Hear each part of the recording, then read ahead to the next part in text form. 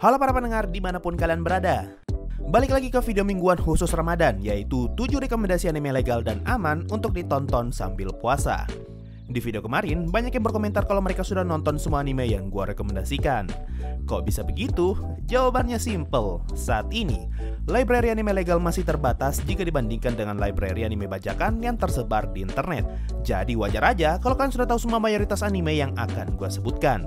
Karena memang pemegang lisensi anime legal pasti akan memprioritaskan anime yang populer terlebih dahulu agar dapat menarik minat orang-orang. Nah, dengan filter berupa anime legal, otomatis membuat opsi tontonan kita menjadi lebih terbatas. Apalagi ditambah filter baru, yaitu anime yang aman untuk ditonton.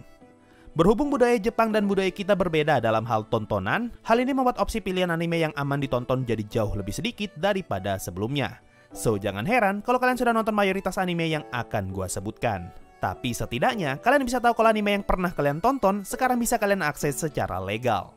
Oke, langsung aja, ini dia 7 rekomendasi anime legal dan aman untuk ditonton sambil puasa. Nomor 1, One Punch Man.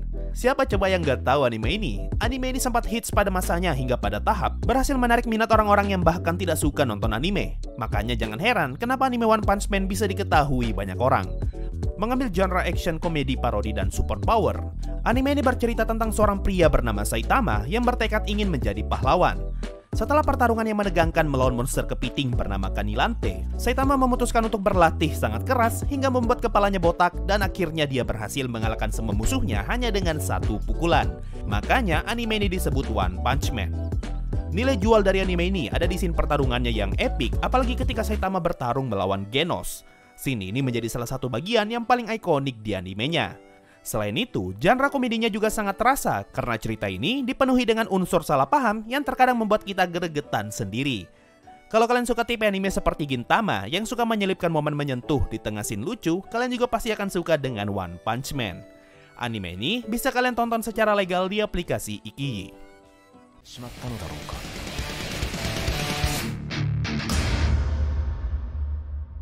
Nomor 2, semua season Boku no Hero Academia. Anime ini mengambil genre yang mirip-mirip dengan One Punch Man, yaitu super power, action, dan komedi. Tapi bedanya, unsur drama di Boku no Hero Academia jauh lebih ditekankan dibandingkan One Punch Man. Ini adalah anime yang cukup panjang karena saat ini sudah masuk ke masa ongoing season 5. Jadi sangat cocok buat kalian yang pengen maraton anime panjang sambil menunggu buka puasa.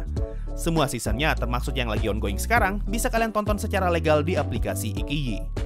Bercerita tentang seorang bocah bernama Midoriya yang sangat terobsesi dengan pahlawan super dan bercita-cita untuk bisa menjadi salah satu dari mereka. Tapi sayangnya, Midoriya lahir sebagai anak yang tidak memiliki kekuatan apa-apa. Hingga suatu hari, Midoriya mendapatkan kesempatan emas untuk mengubah hidupnya dan akhirnya dia bisa mengejar impiannya untuk menjadi pahlawan super. Menurut gua, nilai jual tertinggi dari anime ini ada di unsur dramanya. Walaupun gak ada tulisan drama di genre animenya, tapi kalian yang sudah nonton anime ini pasti tahu betapa emosionalnya 3 episode pertama Boku no Hero Academia. Hal ini membuat kita sangat terikat dengan Midoriya dan memunculkan rasa penasaran yang tinggi untuk tahu akan seperti apa perkembangan Midoriya di masa mendatang. Cuma di beberapa episode mungkin akan muncul scene fan service, tapi bagian ini bisa kalian skip karena hanya sekedar scene minor. Boku no Hero Academia. Nomor 3, Itaiwa Iya Nanode atau Bofuri. Ini adalah anime dengan genre action, game, dan komedi. Bercerita tentang seorang gadis bernama Kaede yang diajak temannya untuk bermain game VR online. Dari sini, Kaede kemudian membuat karakter game bernama Maple dan memfokuskan seluruh statnya di bagian defense karena dia tidak mau merasakan sakit. Tanpa dia sadari, Maple justru membuat sebuah build karakter super OP yang hampir mustahil untuk dibunuh karena defense-nya yang terlalu tinggi. Nah, untuk nilai jual tertinggi dari anime ini ada di bagian komedinya. Kalau kalian pernah nonton anime seperti Sword Art Online yang fokus ceritanya jauh lebih serius, di anime Bofuri ceritanya justru lebih santai dan lebih ngawur karena kita akan melihat betapa beruntungnya Maple dalam mendapatkan misi dan membuat dia justru semakin OP. Dia udah tebalnya nggak ngotak, punya daya serang yang tinggi, bisa ngelindungin seluruh tim, dan bisa terbang dengan mesin. Pokoknya, kalau kalian pengen nonton anime santai dengan karakter OP, Bofuri akan jadi salah satu top rekomendasi gua. Anime ini bisa kalian tonton secara legal di aplikasi Ikiyi.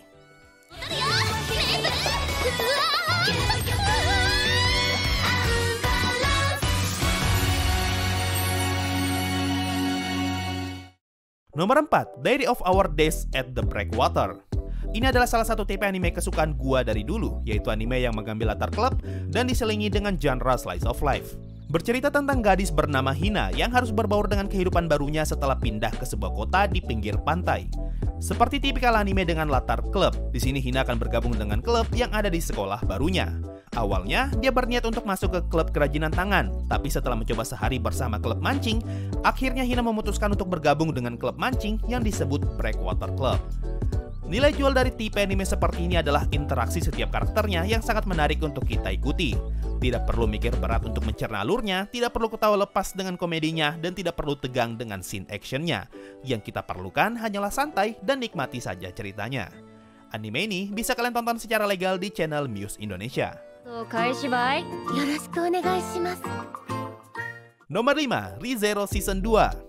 Gua nggak tahu ya di mana tempat kalian bisa nonton ReZero Season 1 dengan subtitle Indonesia secara legal. Tapi kalau kalian merasa tidak masalah menonton anime dengan subtitle bahasa Inggris, ReZero Season 1 bisa kalian tonton secara legal di channel Muse Asia. Lalu untuk Season 2-nya, kalian bisa tonton yang subtitle Indonesia di aplikasi Ikiji. Genre dari anime ini adalah fantasi, psikologikal, dan drama. Bercerita tentang anak muda bernama Natsuki Subaru yang secara tiba-tiba terkirim ke dunia lain. Berbeda dengan mayoritas MC isekai pada umumnya, Subaru justru terkirim ke isekai dengan tanpa kekuatan yang OP. Satu-satunya modal yang dia punya hanyalah kemampuan untuk kembali dari kematian. Untuk nilai jual dari anime ini sudah pernah gue jelaskan panjang lebar di video Apa Bagusnya ReZero. Kalau kalian penasaran, silahkan tonton video itu.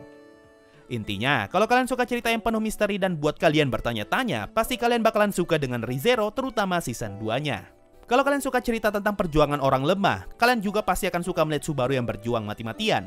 Dan kalau kalian suka anime yang menggunakan konsep looping atau pengulangan seperti Steins Gate, kalian juga pasti akan suka dengan ReZero. Ya intinya, ini adalah salah satu judul isekai terbaik yang bisa kalian tonton versi animenya.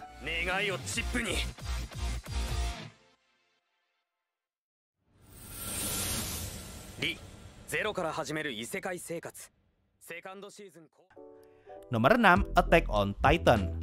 Sama seperti One Punch Man, anime ini sangat meledak pada masanya dan berhasil menarik banyak sekali perhatian orang-orang yang bahkan bukan pecinta anime.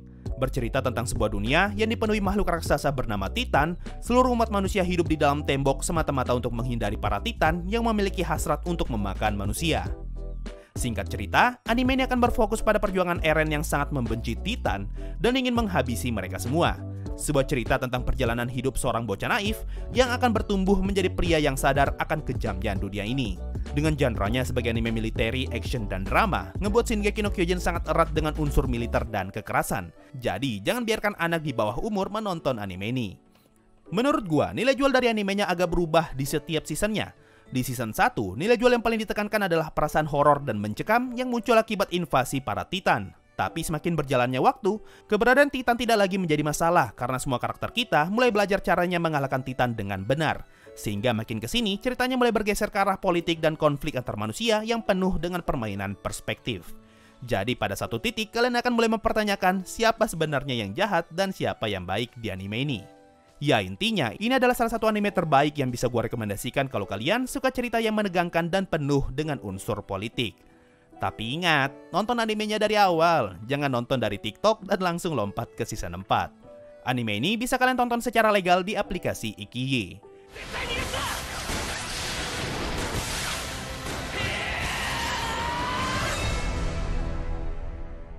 Dan rekomendasi terakhir gua adalah Dr. Stone. Gue belum tonton season 2-nya, tapi setidaknya gue bisa merekomendasikan season 1-nya buat kalian. Menurut gua, anime ini masih bisa dibilang aman untuk kalian tonton sambil puasa. Kalaupun ada scene yang kurang pantas, bisa kalian skip aja. Kalau berdasarkan My Anime List, genre anime ini adalah science fiction, komedi, dan shonen. Alasan kenapa ada genre science fiction dalam anime ini, karena nilai jual utama Dr. Stone ada di semua penemuannya Senku. Anime ini bercerita tentang bumi yang secara tiba-tiba tertutupi cahaya aneh dan menyebabkan seluruh manusia dan burung walet di dunia menjadi batu. Waktu pun berlalu dan akhirnya si MC kita yaitu Senku berhasil terlepas dari wujud batunya dan mulai mencari cara untuk bertahan hidup. Karena ratusan tahun sudah berlalu, peradaban manusia menjadi musnah sehingga membuat manusia harus memulai lagi dari awal untuk bisa menciptakan peradaban yang modern. Dari sinilah Senku memutuskan untuk mengembalikan peradaban manusia dengan menciptakan kerajaan sains. Seperti yang gue bilang tadi, nilai jual utama anime ini ada di semua penemuannya Senku. Di sini kita bisa melihat bagaimana Senku membuat alat-alat yang terkesan modern hanya dengan modal perlengkapan seadanya. Sehingga kalian pasti akan bertanya-tanya, apakah semua yang Senku lakukan ini masuk akal secara sains atau hanya sekedar fantasi dengan gimmick sains?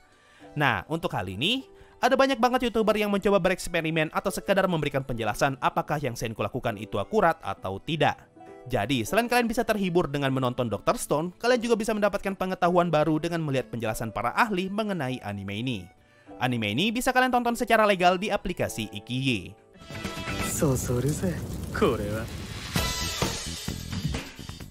So, itu tadi 7 rekomendasi anime legal dan aman untuk kalian tonton sambil puasa. Setelah video ini, kayaknya minggu depan gue bakal berikan rekomendasi anime legal yang ada di Netflix dan Aniwan. Karena kalau gue lihat, anime legal dan aman yang ada di Ikiyi dan Muse Indonesia sudah semakin sedikit yang bisa gue rekomendasikan. Oke, mungkin itu saja untuk video kali ini. Makasih semua yang sudah mendengarkan sampai di titik ini. Sampai jumpa di video berikutnya, dan bye-bye. Yo, waktunya Saweria, ada dari Madao Next Generation. Kalau Sensei bahas Bakemonogatari, buat impresi awal nonton kayaknya menarik. Gua bisa buat, asalkan gua bisa nemu tempat nonton anime itu secara legal. Karena gua cek di Netflix, gua nggak nemu Bakemonogatari loh. Dan terakhir, ada dari Fotsum. Akhirnya Solo Leveling bakal dibikin animenya. Gue yakin ini pasti bercanda sih, karena gue cek di Google, ternyata nggak ada kabarnya loh. Oke, itu tadi dari Saweria. Makasih semua yang sudah donasi dan gabung jadi membership. Thanks a lot, and bye-bye.